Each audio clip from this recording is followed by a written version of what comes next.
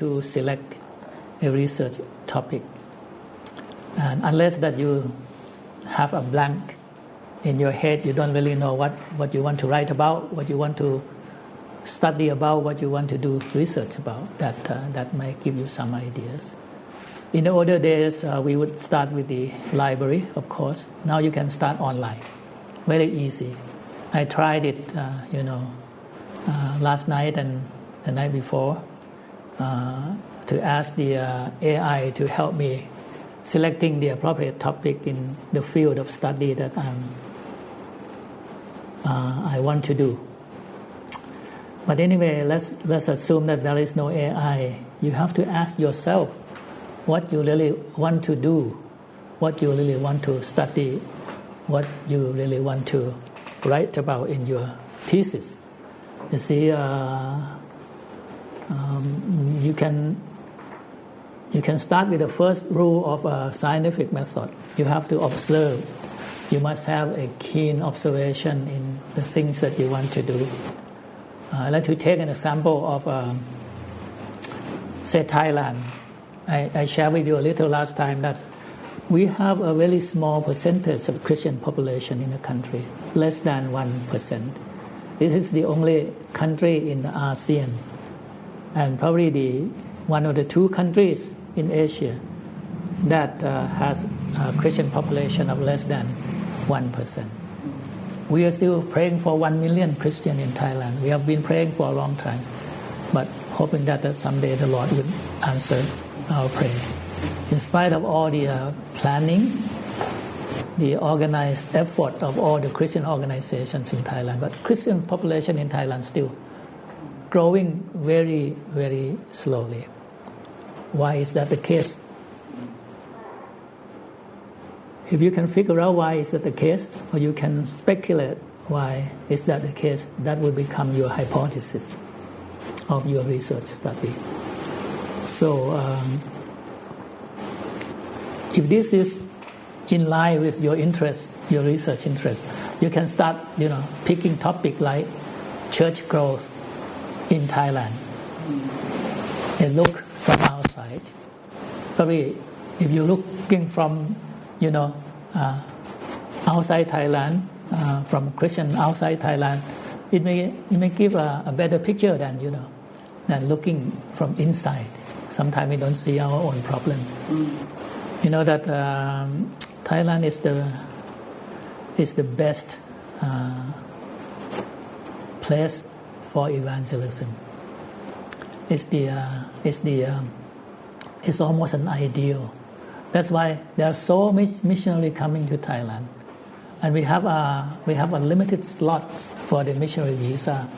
It has never increased, even in the past 30-40 years, remain the same. Under the EFT, we have the missionary visa about 700, which means including the family, the wife and the children, probably 1,000 or 1,500. But in reality, I don't want to say it, but in reality, there are many missionaries coming to Thailand with different types of visa, not the missionary visa. They can come in as a tourist. And this is interesting. You don't have to learn language. You don't have to adjust yourself to the culture, to the food. You just come with money and collaborating with the local pastors, and then you start, evangelism project in the country already. But anyway, let's say that if this is your interest to write a thesis about, it is quite acceptable. Church growth in Thailand. A look from outside, and then you can start formulating your hypothesis. Why is that the case? You can see that the objective of this study is so and so, and you want to find out why it is growing very slowly like that. And then you can say the benefits, expected benefit to gain from this study. That could be a subheading under the topic. So when you want to write a thesis, you would probably have to come up with what we call the thesis proposal. Proposal is the thing that you want to do. So you start with a topic, you clarify the problems that you want to study, you set the objectives of your study, and you set the scope of your study. In this church growth case, you may want to study only the Protestant Christians, not the Catholic. So that would limit your work up within the Christian population of Thailand. And you can formulate hypothesis. Let the professor know what is your speculation. That why is that the case? This is important. And then you can specify the method of data collection and the method of data analysis. If you have done these things, it would complete the thesis proposal for your case. You submit this to the professor, and if he agrees with you, you just go ahead and do it according to the proposal, according to plan. There are some point to consider though when you're selecting a topic. If you can show the slide of points to consider, is that you should avoid the controversial issues. For example, the sensitive issues like national security. You should avoid criticizing other religions. Probably a topic of sexual behavior and sexual preferences is not a good place to start, because you would arouse so many debates and so many criticism. For example, if you're not Muslim, you do thesis about criticism of Islam. You can imagine the problem lying ahead of you. So avoid sensitive and controversial issues. Next one, please. Oh, this one is interesting. Problems that can be answered by common sense. You don't have to do research about it. I put an example like if you want to ask the question why there is more traffic jams at the intersection, you don't need to do research. This is a known fact already. Sometimes a man, flying in helicopter and make an observation all over Bangkok, he would like to do the research on the traffic of Bangkok, how to avoid, how to solve the problem. But he reported that from his observation, there seems to be more traffic at the intersection. This is the facts all over the world. You don't need to do research, or perhaps issues that cannot be answered by empirical research, and then you would you try to work on the spiritual world and things like that. You try to prove the existence of heaven and hell. We know that there are heaven and hell, but if you want to prove it through research, it won't work. So don't try. You just waste a lot of time and effort in doing that. And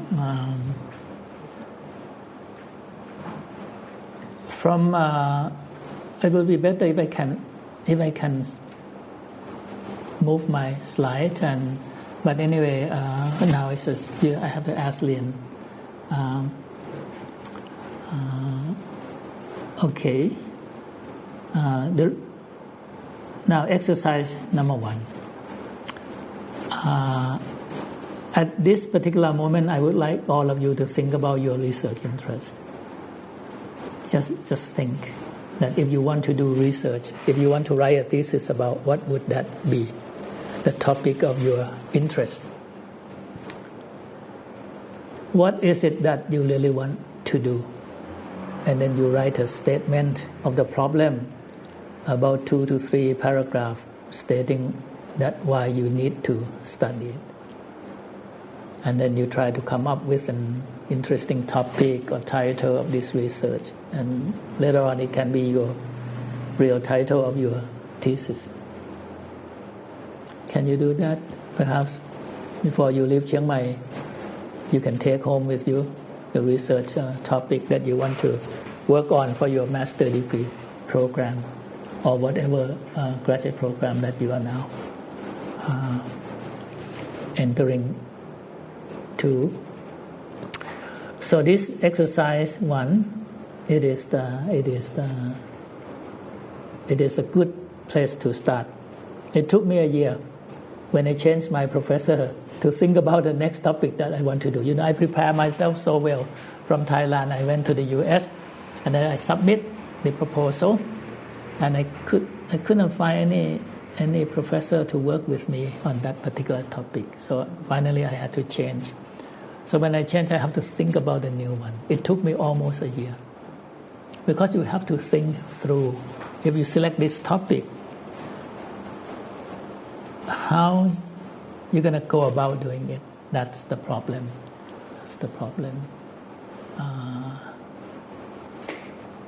Can you do that? I tried last night to ask the AI to help me or suggest some topics for theological research for me, and I have it in front of me, and Lian just put it on the screen before we came into the room.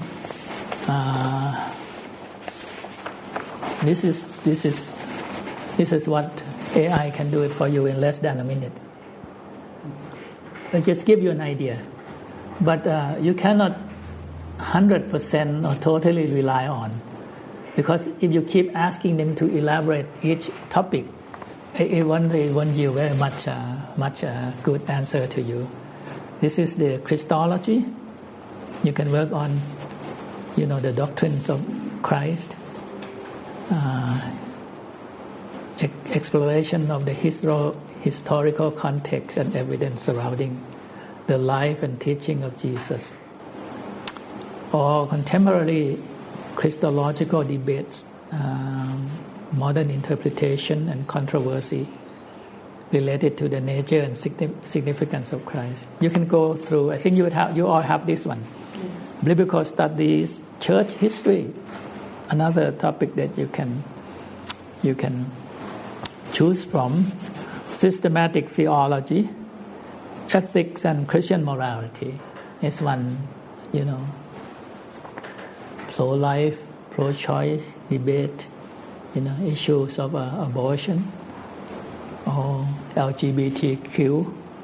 A little controversial, but if you want to work on it as a master degree thesis, it is acceptable. Ethics and Christian morality. Practical theology, this is also you can do. Liberation theology. Shall a Christian participate in the liberation movement of the country? Interfaith dialogue and ecumenism, and Christianity and science. See, all of these are just suggested topics. If you don't like it, you can keep asking AI to regenerate for you, and then you can come up with some idea. But if you want to submit, let's say, the whole thesis proposal, I did that also on the church growth in Thailand. I sent it to Lian. That's the whole thesis proposal, not only the topic. So they give me the objective of the study, the expected benefit gain from this research, the hypothesis, the method of data collection, and method of data analysis. And then you can, boom, just submit it to your professor. And this is my thesis proposal. And listen for his comment. And then you are done. You don't have to wait the whole year to come up with proposal like this anymore. You see, there are both sides. It can be good assistance. It can be bad because it makes you lazy, don't want to work hard on this research topic. So what do you think? Any question that you would like to ask pertaining to this topic on selecting the topic to work on for your thesis?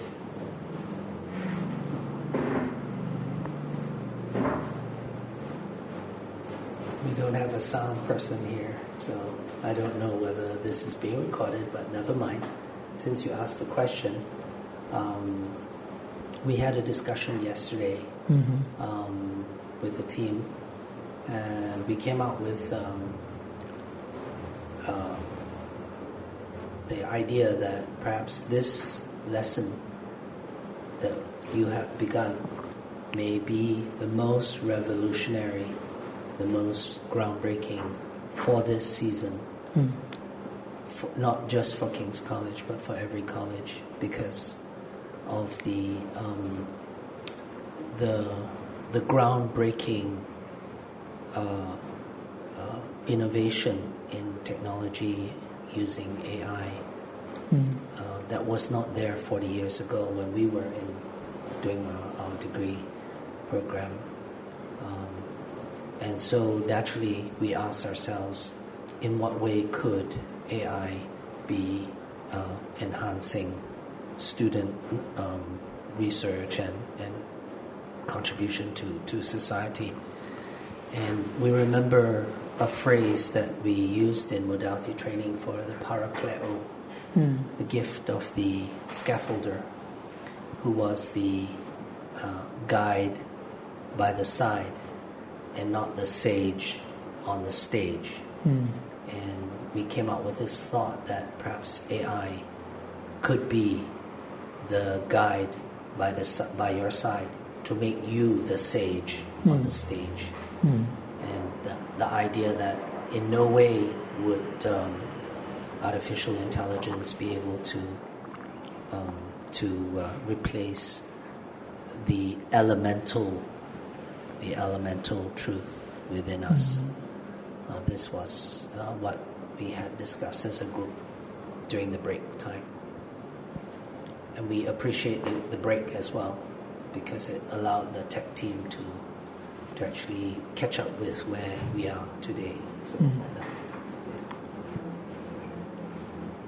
I think AI would be suitable tools when you want to select a topic and when you want to do some literature review, because they can do it better than you spend perhaps weeks or months in the library, and this is the technology. In the case of the church growth in Thailand, I asked AI to come up with the literature review, and they compile 6 or 7 books and then summarize key points for you, and then see if it suits your interest or not. But anyway, you can make use of that, and I don't think that the professor would mind, because it helps you to do work better with the help of AI. So selecting a topic can be helpful, AI can be helpful, and doing the literature review can also be helpful. And so please, if you want, you can go back today and then start searching what kind of topic I want to write about, and what are the related research works concerning this or relating to this topic, and then ask AI to summarize key points for you. For example, I talked to Pauline yesterday. She said she would like to do something with her faith, like redemption. You know how many pieces of work has been written on this topic, redemption? You have no idea. There's so many of them. But AI can just do it like this, and then it just give you some helpful tips on those literature reviews. So the two things: topic, literature review. But the topic itself, you have to be clear. A good topic should be should be specific and should not be too broad. If it has to be too narrow, it's better than being too broad.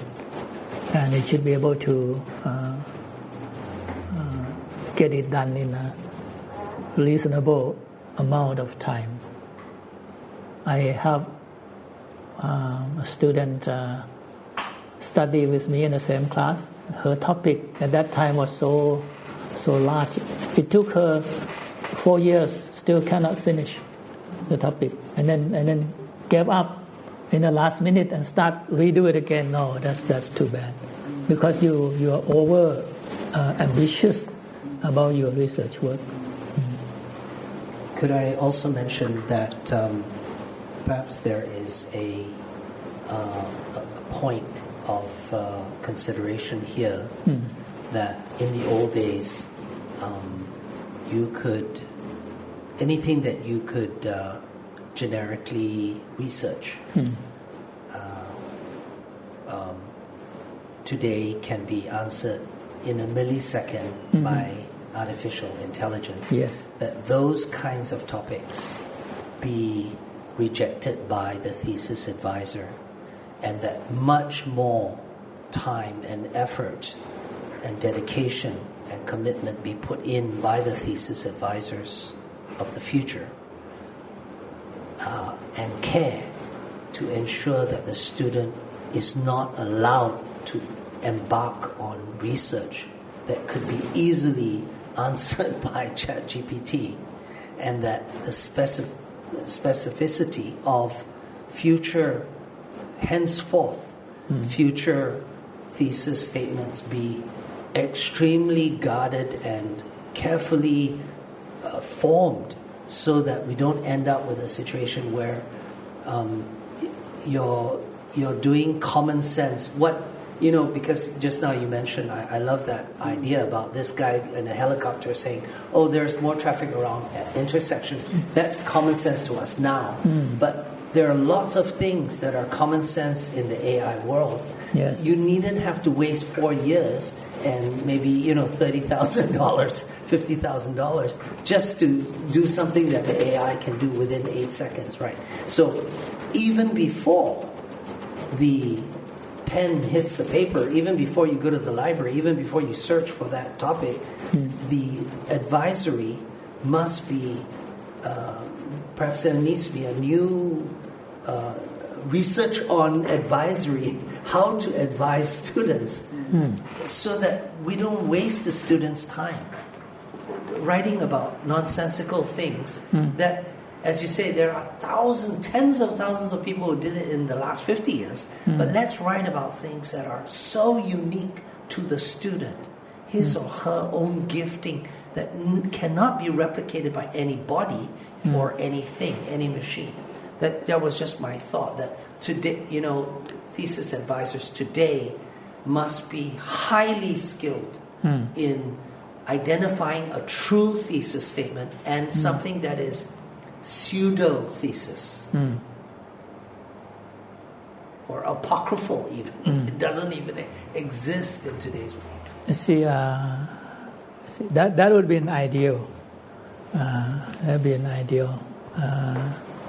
But the reality is that a professor would never give you a topic that you want to study. They would wait for you to come up with your own, interest to work on. That's one thing. They never do, because unless it's come out of your own interest, you won't have enough motivation to do it. Maybe you can just do it just to pass the requirement of the degree.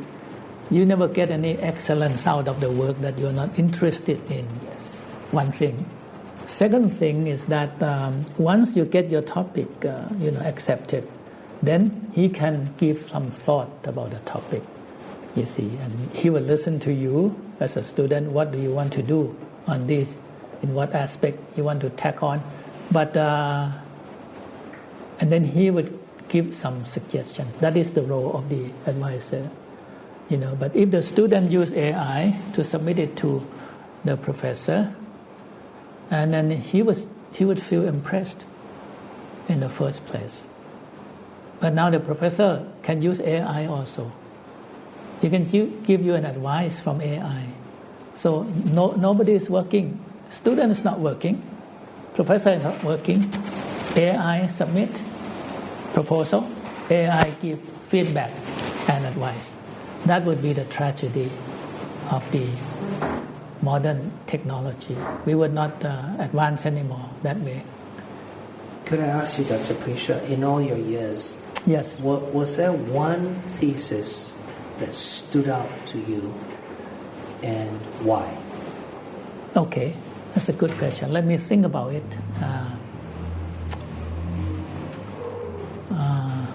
I think there is one airline pilot here.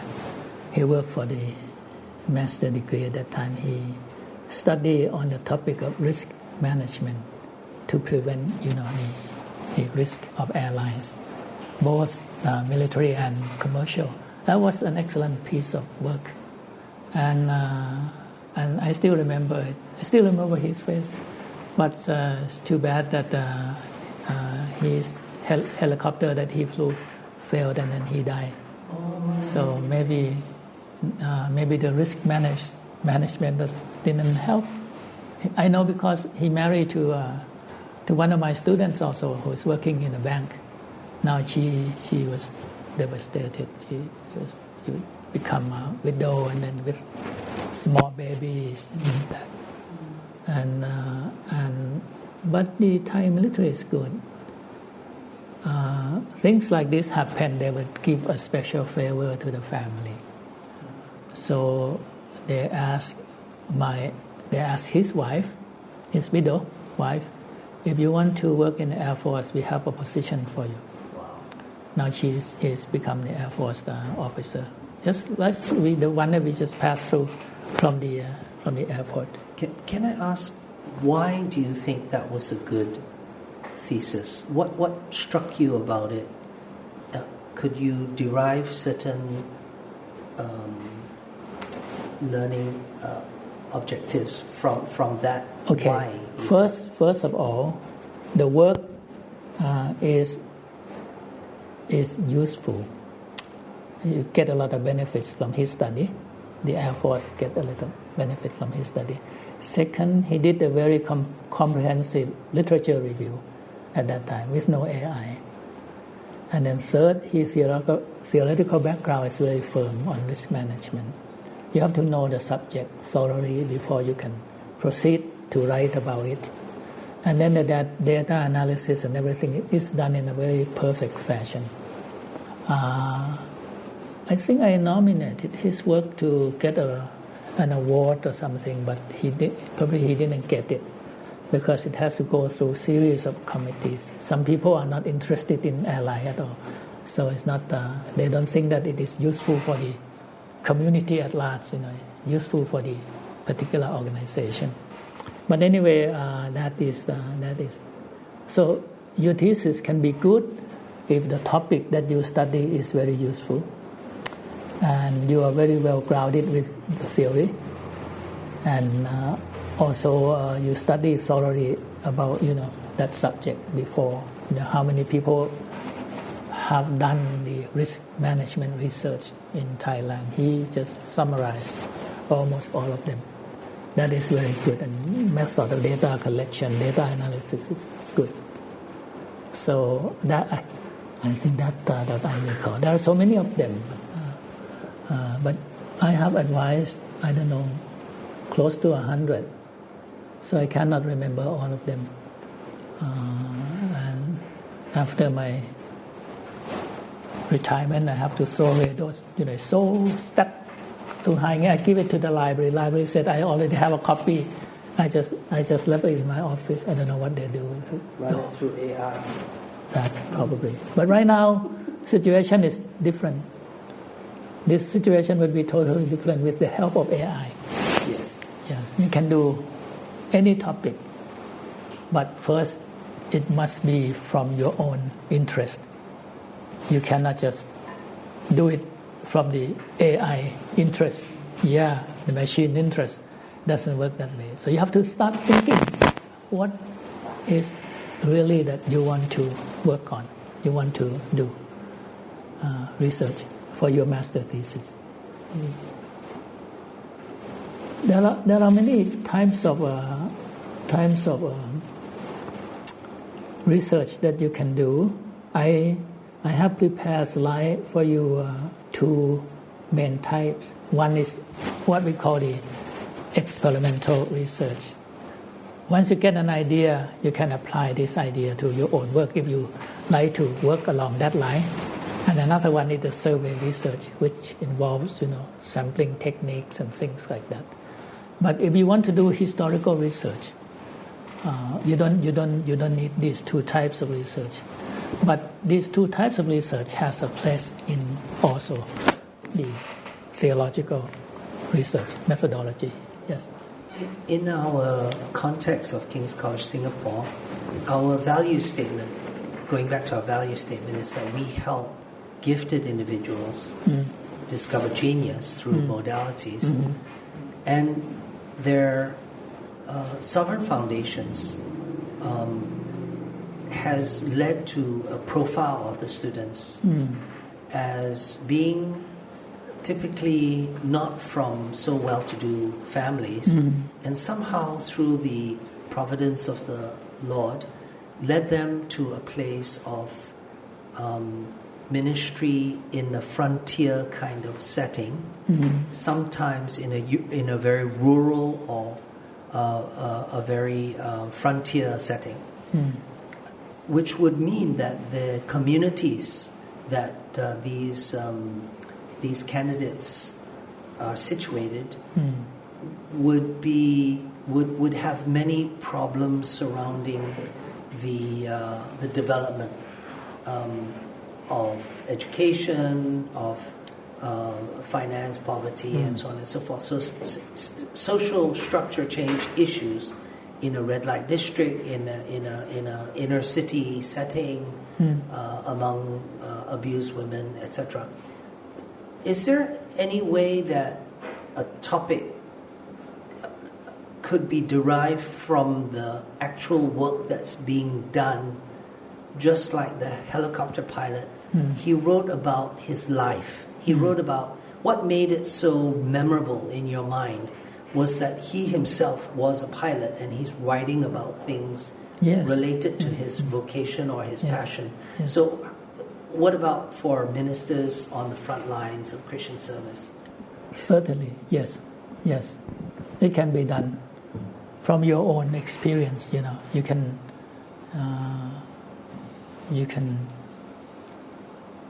explain it why it matters, that your experience. It's just not because of just the sake of your experience, but your experience is valuable to other ministers also. You can persecution, you can write about it, that you face and how you survive, and then I don't know, many things. Write something about yourself is not wrong. It could be, but provided that it's interesting, it's useful, and it's worth studying.